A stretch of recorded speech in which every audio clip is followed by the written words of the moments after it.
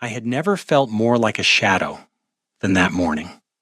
The main hall of the Lynn estate glowed with morning light, polished tiles reflecting my sister's gowns as they drifted past in silken waves. Gold thread gleamed in the embroidery at their hems. Jade ornaments chimed as they swayed, and the air thickened with layers of orchid perfume. They were radiant, poised, and very aware of it. And me? I stood to the side, clutching a folded sash one of them had tossed at me, a servant in my own father's house. My daughters, father said warmly, voice carrying for the benefit of every steward and maid within earshot. Today you will bring honor to the Lynn name. Remember your bows, your smiles. The crown prince seeks a bride who will bring grace to the palace. Then his gaze cut to me, sharp as a lash. As for you, Chow, do not stumble. Do not speak unless spoken to. If your sisters need anything carried, you will carry it. Yes, father. The words were quiet, but my chest burned. I had grown used to being the forgotten one. It was not scandal that dimmed me in his eyes, nor even my nature. I liked men openly enough, and in our circles, that was tolerated so long as it brought advantage. My elder brother Lin Wei flaunted rich lovers before father and was praised for it. But I had no patron, no false suitor, no gifts to parade. Only my hands, calloused from idle sketching, and a heart too foolish to expect affection. So I was useful in other ways, to fetch, to follow, to be unseen. The palace gates loomed before us by midday. Carriages lined the wide avenue, lacquer shining like jewels, liveries embroidered with phoenixes and cranes.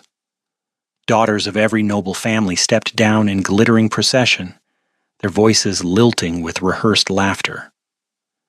Guards held halberds in mirrored rows, and from the inner court the sound of zithers drifted, delicate and cold. Inside the audience hall, the world turned to crimson and gold. Long banners cascaded from carved rafters. Lanterns painted with dragons swung gently in the draft. At the far end, upon the high dais, sat His Highness, Crown Prince Zhao Yichen. He was younger than I expected, his features clean and severe, his eyes dark with the weight of command. His robe was deep green, the dragon stitched upon it catching the light as though alive. Beside him, perched upon a low cushion, was a girl of about 6.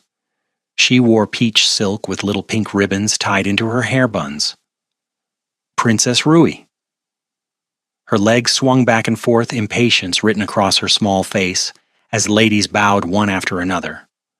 One by one, the noble daughters curtsied, recited poems, strummed instruments, performed everything their tutors had drilled into them. Their eyes flicked nervously toward the prince, seeking a flicker of approval, but his expression remained carved from jade. I shifted at the back of the line, a bundle of handkerchiefs in my arms, invisible as ever, and then, without warning, the child's clear voice rang out. Father, I don't like any of them. The hall stilled. A fan clattered to the ground. Even the zithers faltered. The crown prince arched a brow. None? You've hardly looked. They're boring. She wrinkled her nose. Her gaze drifted past brocades and jewels, sweeping over the hall until, heaven curse me, it stopped on me. Small eyes brightened. A finger lifted. That one. My heart dropped into my stomach. The basket nearly slid from my arms. The crown prince's gaze followed his daughter's gesture and landed on me. The weight of it rooted me in place. That is no candidate, he said evenly. He's better. Princess Rui's voice was cheerful, unyielding. He will be my mummy. Gasps spread like fire through dry grass. My sister stiffened, faces ashen. My father's jaw locked so tightly I feared his teeth would shatter. Ministers shifted, nobles whispered. scandal blooming in every corner. I wanted to vanish. One official stammered, bowing low. "Your Highness, the child speaks nonsense. That boy is—" A raised hand silenced him. The Crown Prince did not remove his eyes from me. His gaze was unreadable, half amusement, half something sharper, like curiosity honed into a blade. I dropped to my knees. Bowing so deeply the stone floor pressed against my forehead. My voice shook. "Your Highness, forgive her jest. I am unworthy." But the princess skipped down from her cushion, small hands tugging insistently at my sleeve. "I wasn't joking. You'll be my choice." The world tilted. My father looked ready to collapse. My sisters glared daggers that could have cut silk. And above it all, the Crown Prince's faint smile broke the marble of his composure. "Bring him forward," he commanded. I could not breathe. Guards guided me, firm but not cruel, until I stood at the foot of the dais. My knees gave way again. I thought it would end there, that the prince would laugh, dismiss me, return to his parade of beauties.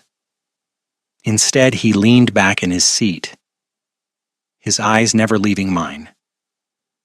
"If my daughter chooses," he said slowly, "then I will not dismiss it outright." The hall erupted, protests clashing with astonished gasps. But I heard only the thunder of my own heartbeat. I had spent my life unseen, uncounted, and now, before the court of the empire, I had been seen too clearly. Whether it was salvation or ruin, I could not yet tell. The banquet ended in a blur of silk and murmurs. I don't recall the rest of the women's introductions. I remember only the feel of my father's burning stare between my shoulder blades, the scrape of sandals, as ministers leaned close to whisper, the way the air itself felt denser around me, as though every eye had branded me a trespasser. I thought once the guests departed, the matter would fade, that the Crown Prince would gently humor his daughter's whim and dismiss me back into silence. But when the moon rose over the palace roofs, a guard appeared at our family's quarters. His armor gleamed silver in the lantern light. "The Crown Prince requests Lin Chao," he said. Father's face went ashen, lips trembling with words he dared not voice. My sisters exchanged wide-eyed looks, torn between outrage and envy. I bowed to them, though my legs felt like reeds in floodwater, and followed the guard. The path wound through gardens heavy with the perfume of night-blooming flowers. Lanterns lined the stone walks, their glow reflecting in lotus ponds, where koi stirred sluggishly. The music of the banquet had faded. Only the chirp of crickets and the echo of my own footsteps remained. The guard stopped at a lacquered door painted with cranes. "Enter." I swallowed hard, heart drumming, and stepped inside. The chamber was simple, not gaudy like the banquet hall. Screens painted with mountains, a low table with untouched wine, cushions arranged beside an open lattice window. Moonlight spilled across the floor in pale ribbons, and there he was. The Crown Prince sat with one knee bent, robe loosened from the stiffness of ceremony, his long hair unbound and spilling over his shoulders. He looked less like a ruler, and more like a man who carried storms behind his eyes. "Rise," he said, voice low, but even. I obeyed, standing awkwardly before him, my hands twisted together. "What is your name?" "Lin Xiao, Your Highness." He repeated it softly, as though testing the syllables. "Lin Xiao. The son your father forgot to mention." Shame burned in my chest. "Yes, Your Highness." And yet his gaze sharpened. "You are the one my daughter saw." I opened my mouth, desperate to explain, to insist it had been a child's whim. "She did not mean—" "She meant exactly what she said?"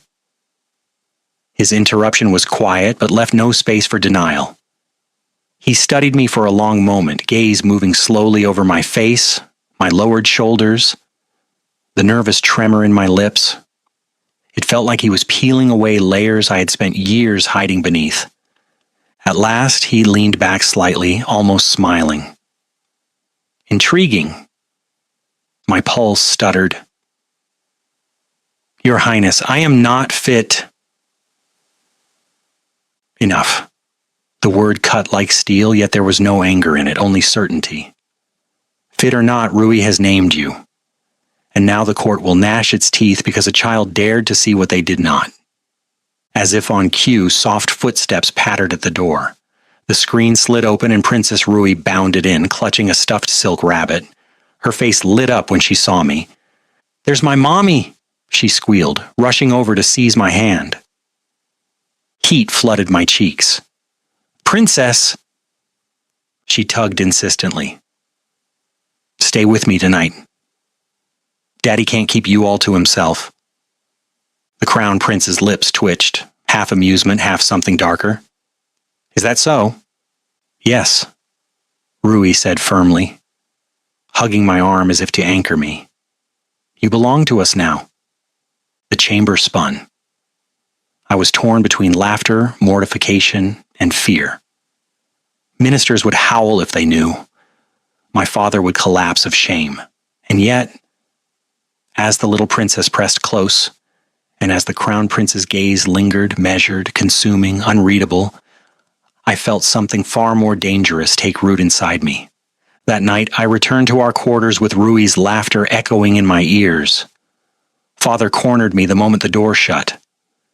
Do you understand what you've done? He hissed, eyes wild with panic. The Lin name is mocked. The court whispers already, reject him. Reject him at once. I met his fury with strange calm for years.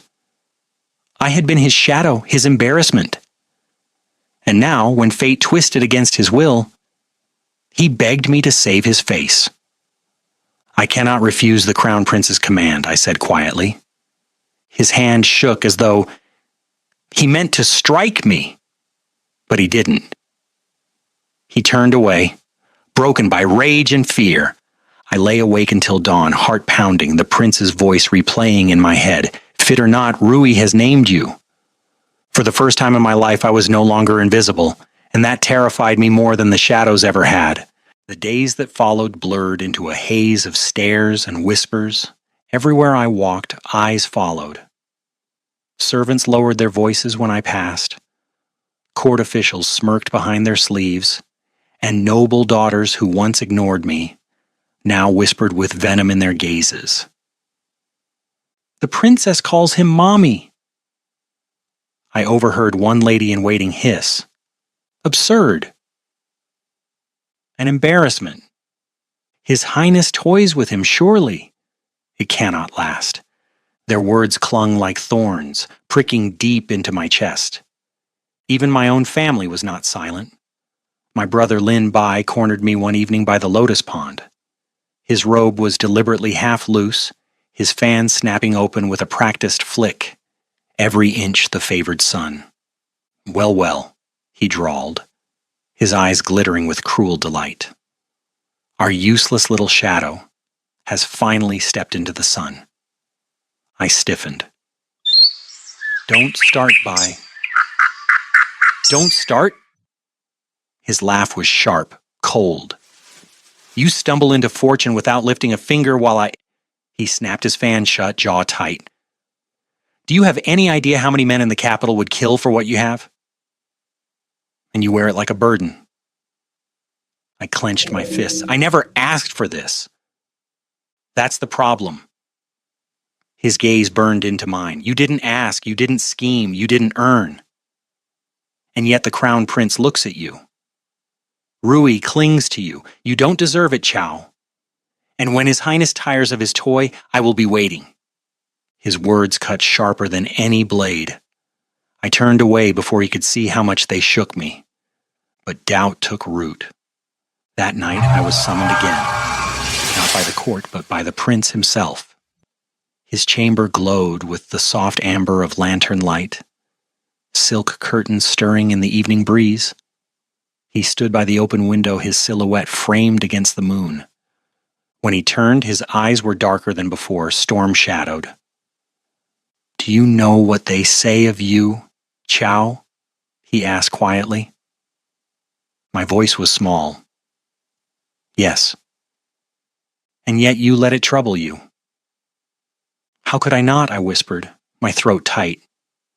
"They say I shame you, that I mock the dignity of the palace, that I am nothing but a shadow the princess dragged in by mistake. Even my own brother says you'll—" My words faltered. "That you'll tire of me."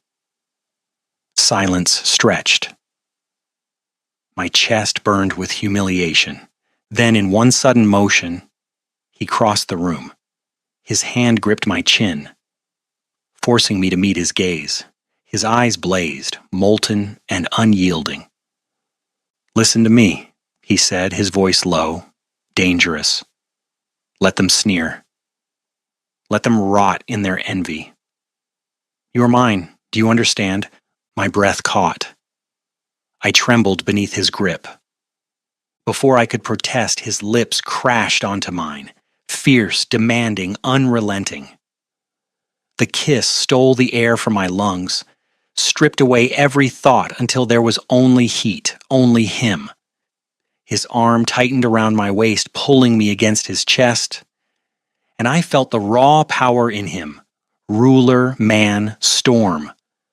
I gasped against his mouth, half in fear, half in something far more dangerous.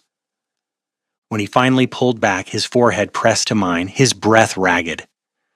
"You drive me mad, Lin Chao," he whispered hoarsely. "Every time you flinch, every time you try to vanish, it only makes me want you more." Tears pricked my eyes. I'm not enough. His thumb brushed the wetness from my cheek. Gentler now, voice lowering into a vow. "You are enough. To Rui. To me. And I will tear down anyone who dares say otherwise." My heart twisted, torn between terror and the fragile, aching hope that perhaps, just perhaps, he meant it. And in that moment, I realized the truth. Whether I wanted it or not, the Crown Prince had already entwined my fate with his. The storm came faster than I expected. By the next council gathering, the hall was already heavy with whispers. Ministers muttered behind their sleeves. Noble ladies fanned themselves in false pity. And I felt every pair of eyes pierce me like arrows. Princess Rui, however, had no such restraint. She marched into the center of the court with her doll clutched tight and her small hand wrapped firmly around mine. "Here is my mommy," she announced, her voice as clear as temple bells. "And Daddy said I could choose." Gasps rippled through the chamber. A tray clattered to the ground. Even my father's face paled, his lips trembling as though he'd swallowed poison. One minister stepped forward, his jade tablet trembling in his hands. "Your Highness," he cried, "this cannot be allowed. A servant boy as consort? The heavens themselves would reject such disgrace." Another chimed in, voice sharp with outrage. "It makes a mockery of the empire. Cast him aside before scandal consumes us all." I lowered my head, heart pounding so loud I thought I might faint. This was it. The moment the Crown Prince would dismiss me, send me back into the shadows where I belonged.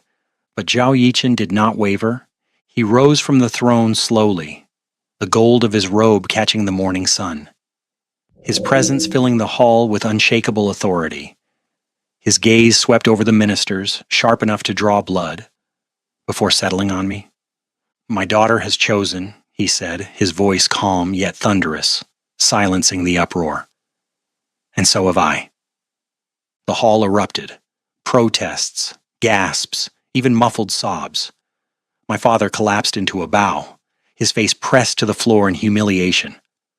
Lin Bai's eyes burned with fury, his fan snapping shut so hard the sound cracked like thunder. But none of it mattered, because when Zhao Yichen extended his hand to me, steady and sure, my knees nearly buckled. "Lin Qiao," he declared before heaven and court alike, You are the one I claim. Not as servant, not as mistake, but as the one who holds my heart. The silence that followed was absolute. Even the banners above seemed to still in the air. I trembled, every part of me screaming that this was folly, that the court would never forgive, that my family would never recover. And yet, when his hand reached me, warm and unyielding, I found myself taking it. Rui squealed in delight, hugging my leg. See, Mommy? Now we're a family. Something inside me broke then. But not from fear, from release. For the first time in my life, I was not invisible. I was seen. That night, the prince's chambers glowed with lantern light.